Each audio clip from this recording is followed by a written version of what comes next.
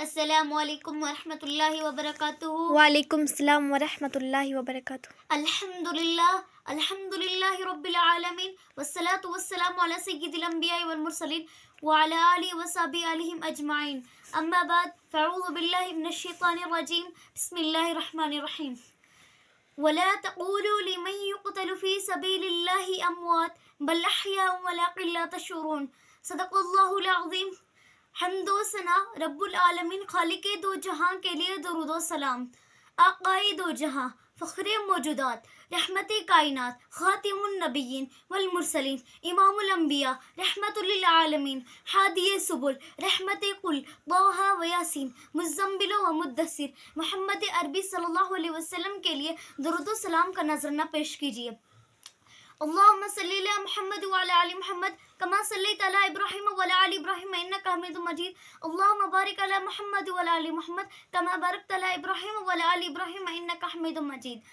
Stage پر رونق افروز علماء کرام، معزز حاضرین، آج کی اس حسین مجلس میں معزز علماء کرام کی موجودگی میں مجھ جیسا بے علم آدمی کا کچھ عرض کرنا ایسا ہی ہے جیسے سورج کے سامنے چراغ جلانا، لیکن بڑوں کا حکم مانتے ہوئے اپنی اصلاح کے گھر سے ایسی جرت کر لے ہوں۔ بس دعا کیجیے اللہ تعالیٰ اپنی رضا کی باتیں میری زبان سے کہلوا دے، آمین۔ میرے پیارے بھائیوں، بہنوں، بزرگوں، دوستوں، آج میں جس موضوع کو لے کر آئی ہوں اور جو عرض کرنا ہے وہ شہدائے اسلام کا موضوع ہے۔ آپ تاریخ کا مطالعہ کریں تو یہ بات بڑی وضاحت سے ملے گی کہ جذبہ شہادت کی بنا پر دشمن اسلام سے بڑے بڑے واقعات پیش آئے۔ جنگ بدر، جنگ احد، جنگ تبوک، غزوہ خندق، غزوہ حنین، جن میں بڑے بڑے صحابہ رضی اللہ عنہ شہید ہوئے، انصار شہید ہوئے، مہاجرین شہید ہوئے، جوان شہید ہوئے، بوڑھے شہید ہوئے، چھوٹے شہید ہوئے، بڑے شہید ہوئے، مرد شہید ہوئے، عورتیں شہید ہوئی، کبارے صحابہ شہید ہوئے، صغارے صحابہ شہید ہوئے، الغرض بہت سے صحابہ رضی اللہ عنہ شہید ہوئے۔ اب مجھے کہنے دیجئے کہ شہادت و جذبہ شہادت نہ ہوتا تو کفر نہ مٹتا، ظلم و بربریت ختم نہ ہوتی، زندہ درگور کی جانے والی معصوم بچوں کا مسئلہ حل نہ ہوتا، 313 بتوں سے نجات نہ ملتی، لا الہ الا اللہ کا ڈھنکا نہ بجتا، رسول کے رسالت کا چرچا نہ ہوتا، اسلام کا بول بالا نہ ہوتا، بیت اللہ بتوں سے پاک نہ ہوتا، طواف کا حق نہ ملتا، مسجد نبوی آباد نہ ہوتی، زمزم کا کنواں میسر نہ ہوتا، صفا و مروہ کی سعادت نہ ملتی، میدان عرفات کی مبارک گھڑی نہ ملتی۔ اب مجھے کہنے کی اجازت دیجیے، اسلام ہندوستان میں بھی نہ آتا۔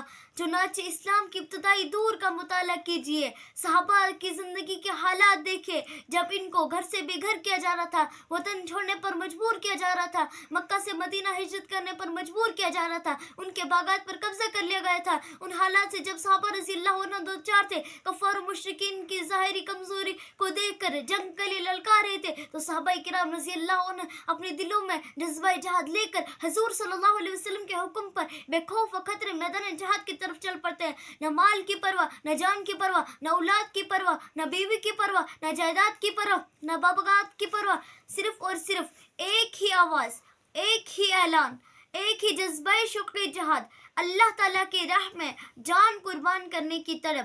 چنانچہ حضرت ابو بکر رضی اللہ عنہ وطن سے بے وطن ہو رہے ہیں، تن من دن راہ خدا میں قربان کر رہے ہیں۔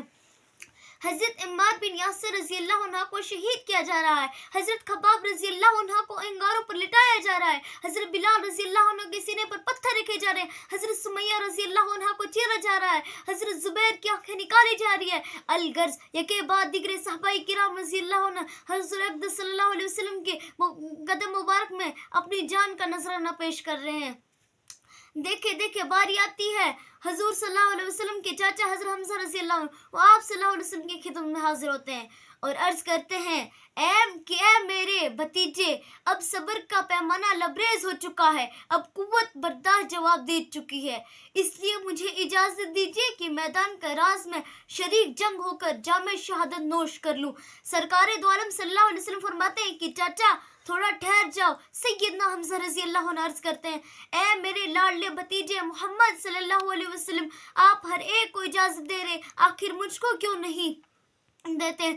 حضور صلی اللہ علیہ وسلم فرماتے ہیں، انت سنولا بھی، آپ تو میرے ابو کی جگہ پر ہے. حتیٰ کہ ایک موقع پر آپ نے مجھ سے کہا تھا کہ اے محمد صلی اللہ علیہ وسلم، جب تجھے تیرا ابو یاد آئے تو مجھے دیکھ لیا کرو کہ میرا اور تیرے ابو کا چہرہ اللہ نے ایک سا بنایا ہے. آپ نے ہی کہا تھا کہ محمد صلی اللہ علیہ وسلم گھبرانے کی ضرورت نہیں ہے، جہاں تیرا پسینہ بہے گا وہاں حمزہ اپنا خون بہا دے گا. حضور صلی اللہ علیہ وسلم فرماتے ہیں خدا حافظ. سیدنا حمزہ رضی اللہ عنہ عرض کرتے ہیں فی ایمان اللہ یا محمد صلی اللہ علیہ وسلم. الغرض سیدنا حمزہ رضی اللہ عنہ کے جذبہ کو دیکھ کر، طلب کو دیکھ کر، آرزو کو دیکھ کر، خواہش کو دیکھ کر، شوق کو دیکھ کر حضرت محمد صلی اللہ علیہ وسلم اجازت دے دیتے ہیں. حضرت حمزہ رضی اللہ عنہ میدان کراس کی طرف چل پڑتے ہیں اور کفار کے مقابلہ کے لیے میدان جہاد میں اتر جاتے ہیں اور جہاد شروع کرتے ہیں. چنانچہ ایک وہ وقت آتا ہے جب سیدنا رضی اللہ عنہ شہید ہو جاتے ہیں. حضرت حمزہ رضی اللہ عنہ کی شہادت کا منظر یاد کر کے کلیجہ کانپ جاتا ہے، دماغ فیل ہو جاتا ہے، قلم رک جاتا ہے. سرکار دو عالم صلی اللہ علیہ وسلم اپنے چاچا کے جسم کو دیکھ کر فرماتے ہیں اے میرے پروردگار، میرے چاچا کی لاش کا کیا حال کر دے گئے. پاؤں کاٹ دیے گئے، انگلیاں کاٹ دی گئی، اتڑیاں نکال دی گئی، آنکھیں نکال دی گئی، زبان کھینچ دی گئی. الغرض پورے جسم کے ٹکڑے ٹکڑے کر دیے گئے، پہچانے کے لائق نہیں رہنے دیا گیا، کوئی شناخت باقی نہیں رہنے دی گئی. اللہ اللہ. اسی دوران حضرت حمزہ رضی اللہ عنہ کی بہن پہنچتی ہے، جسے دیکھ کر رسول صلی اللہ علیہ وسلم فرماتے ہیں کہ اے میرے پروردگار، یہ اپنے بھائی کو دیکھ کر چیخ مارے گی، آنسو بہائے گی، سر پیٹے گی، افسوس کرے گی، ماتم کرے گی، سینہ چاک کرے گی.